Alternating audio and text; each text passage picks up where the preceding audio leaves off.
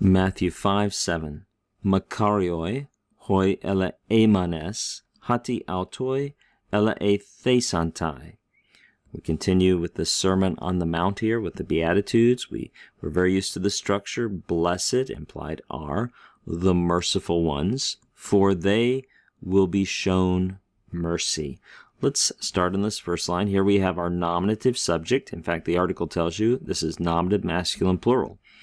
The lexical form of this adjective, it's an adjective used as a substantive here. The lexical form is over here to the right. It's eleemon, meaning merciful. It only occurs here in Matthew 5:7 and in Hebrews 2:17. That's the only two places this particular adjective occurs. It's a third declension adjective, which is why we have these endings that remind you of participles here.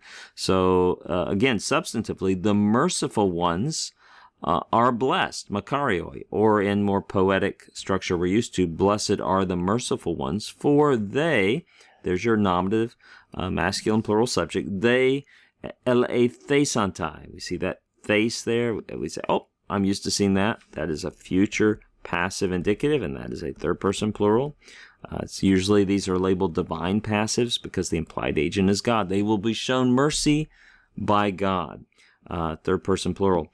Now this verb here, I've written the lexical form of it below, eleeo, and if you know your vocabulary in the New Testament, even though you perhaps had never run across or didn't remember eleemon up here, if you knew the more common eleeo, you probably could figure it out, right? Because eleeo, to show mercy, occurs 29 times in the New Testament. That's one of the things about learning vocabulary in Greek is if you learn one word, you've actually probably learned about 3 or 4 or maybe even 5 or 10 because there are a lot of related words built off the same root. That's encouraging.